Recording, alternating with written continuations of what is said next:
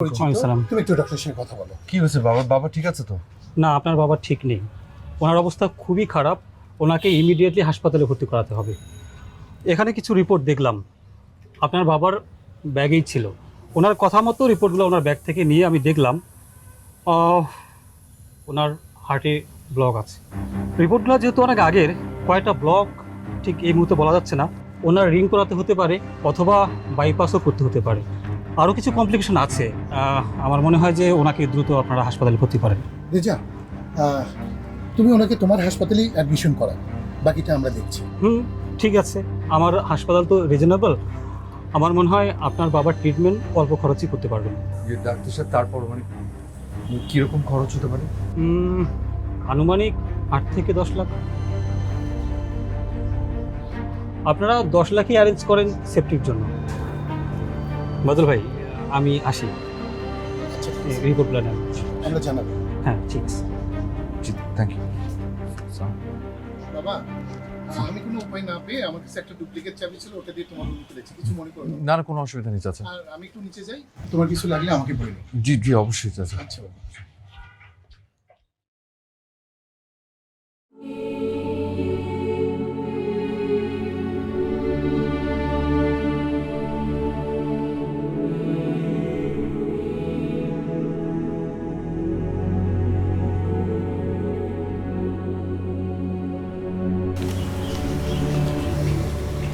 Tension করো না। আমার একটা জায়গায় একটু যেতে হবে। আমি তোকে ফোন দেব। তুমি আপাতত বাবার সাথে থাকো, বাবাকে দেখে রাখো, ঠিক আছে? ভেঙ্গে পড়ো না, আমি আছি, দেখছি আমি। চঞ্চল, আমার সাথে একটু চল।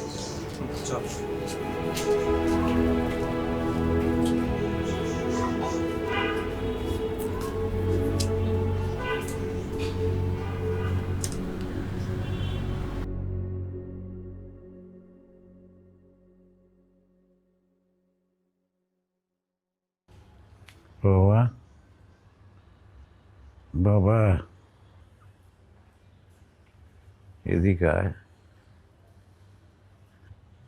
বাবা, চিন্তা করিস না, আমি ভালো হয়ে যাব। বাবা তুমি যে ঢাকায় ডাক্তার দেখাতে এসেছিলে, আমাকে এটা বলনি কেন? এই যে রিপোর্ট, এই রিপোর্টের কথা আমাকে বলনি কেন? হ্যাঁ, তোকে দেখার পর থেকে আমি সব ভুলে গেছি বাবা, সব ভুলে গেছি, সব। আসলে আমি ঢাকায় এসেছিলাম ডাক্তার দেখাতে। তারপর ডাক্তাররা এত কিছু পরীক্ষা করতে দেয়, এটা করো ওটা করো। আমি যে অল্প কিছু টাকা নিয়ে এসেছিলাম সব শেষ হয়ে গেছে, তাই আর ডাক্তার দেখাইনি। এত টাকা আমি কোথায় পাবো? সেই জন্য আমি আর ডাক্তার দেখাইনি বাবা। বাবা, ওই যে মেয়েটা,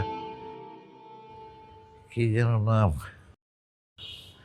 ওই ওই মেয়েটাকে একটু আসতে বলবি, আমি একটু দেখবো ও কোথায় রে। আচ্ছা, একটু কাজ গেছে।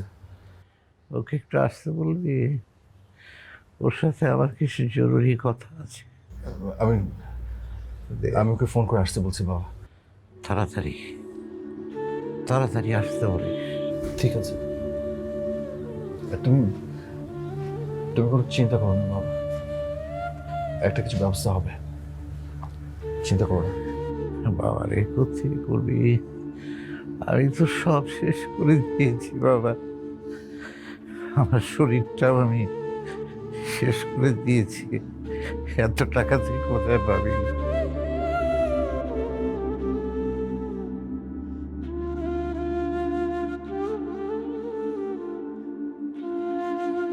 আহ,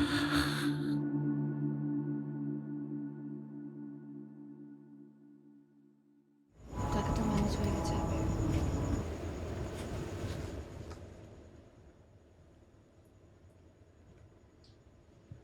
10 লাখ টাকা? এত টাকা কোথায় পেলে তুমি? এই চেক কার? চুপ করে আছো কেন? মাহা, বলো আমাকে।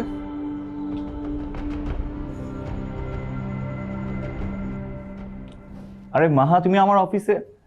I am really surprise. এখন বলো কি মনে করে আসলে? বাবলা, আপনি আমাকে বিয়ে করতে চান? ডেফিনেটলি। কিন্তু হঠাৎ এই প্রশ্ন কেন? বিয়ে করার সময় তো কাবিন দিতে হয়। কাবিন হিসেবে আপনি আমাকে কত টাকা দিতেন? কিন্তু হঠাৎ এই প্রশ্ন কেন? কেন আমি জানতে চাইতে পারি না? অবশ্যই জানতে যেতে পারো। 10, 20, 30, তুমি যদি এর থেকে বেশি চাও তাও দিব। আমার এত টাকার প্রয়োজন নেই। কাবিন হিসেবে আপনি আমাকে শুধু 10 লক্ষ টাকা দেবেন, আমি আপনাকে বিয়ে করতে রাজি। দেখো মাহা, আমি এসব কাবিনের বিষয়গুলো না আমি ঠিকমতো জানি না, এগুলো ফ্যামিলিরা জানে। তোমার 10 লক্ষ টাকার প্রয়োজন তো আমি তোমাকে এমনি দিচ্ছি, কাবিন হিসেবে না। বাবা,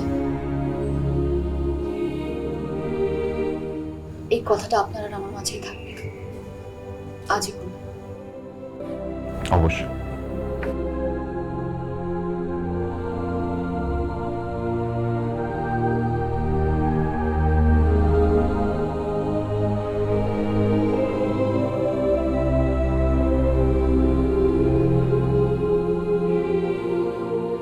এই টাকাটা আমি নিতে পারবো না মা,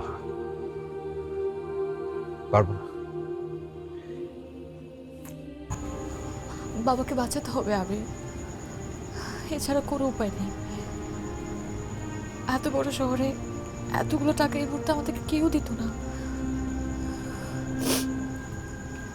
এটাই বাস্তবতা, মেনে নাও। আর তুমি কি ভাবছো আমি তোমাকে ভালোবাসি না? যে মেয়েটা তার নিজের ভালোবাসাকে জলাঞ্জলি দিয়ে তার ভালোবাসার মানুষটাকে বাঁচিয়ে রাখে, এর থেকে বড় প্রমাণ তার জন্য আর কি হতে পারে? কিন্তু মা, আমি এই টাকাটা... আমি জানি তুমি মেনে নিতে পারবে না, কিন্তু যেভাবে হোক মেনে নিতে হবে। বিনা চিকিৎসা তোমার বাবা এভাবে মৃত্যুর কোলে ঢলে পড়বে, এটাও তো মেনে নেওয়া যায় না।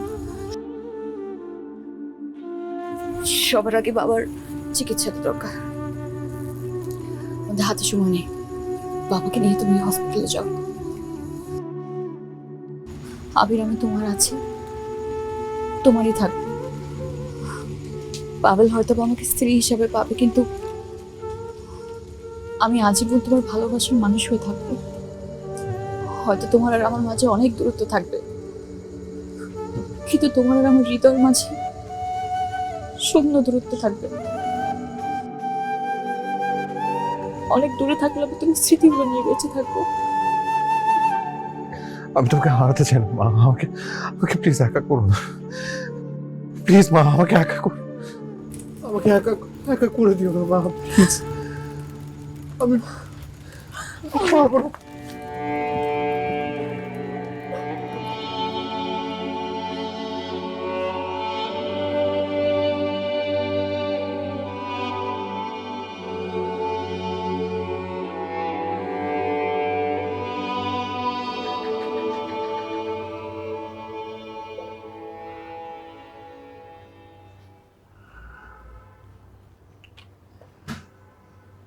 বাবা, হ্যাঁ বাবা, ওই যে মা এসছে। হ্যাঁ উঠতে হবে না। না হ্যাঁ, আমি তোমাকেই খুঁজছিলাম মা। আপনি এখন কেমন আছেন? ভালো, আমি ভালো হয়ে যাব, কোনো চিন্তা করো না। হ্যাঁ, দাও। কি? হ্যাঁ,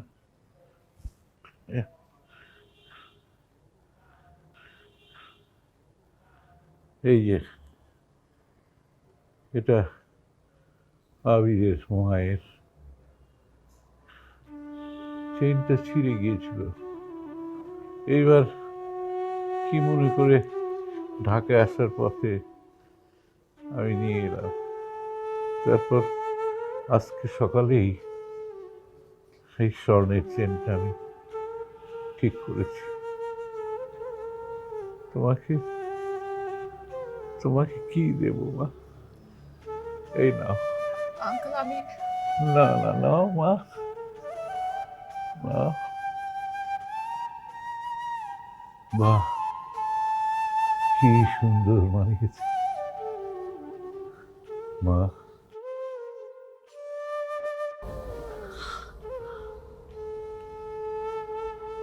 আমার আবিরকে তুমি দেখে রাখো মা। এমন বলছেন কেন? সব সব ঠিক হয়ে যাবে, আপনি সুস্থ হয়ে যাবেন, কিছু হবে না।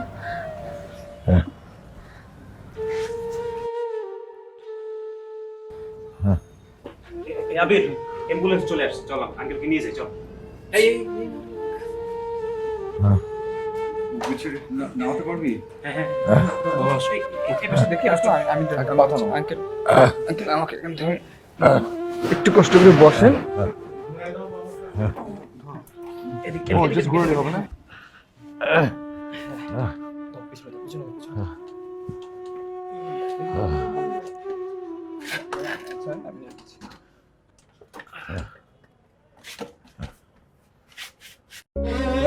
আবির,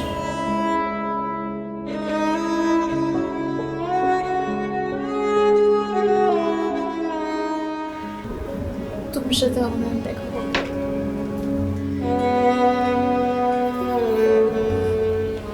ফোন করে জানি আঙ্কেল কেমন আছে।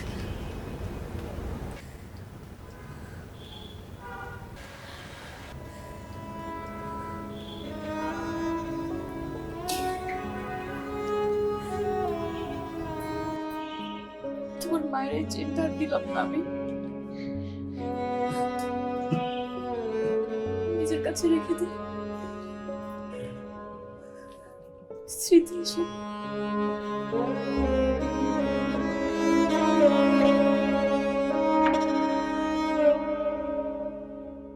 বড় শূন্য করে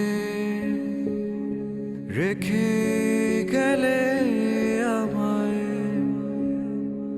চোখের জলে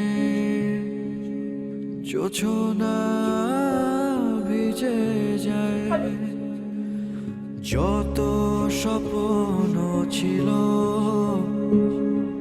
অভিমানে হারায়। শ্রাবণ দিনে হৃদয় পুড়ে যায়। তবু তুমি এসো স্বপ্ন ঘুম পাড়াতে। একলা করো না, তুমি ছাড়া তো হৃদয় বাঁচে না, বাঁচে না।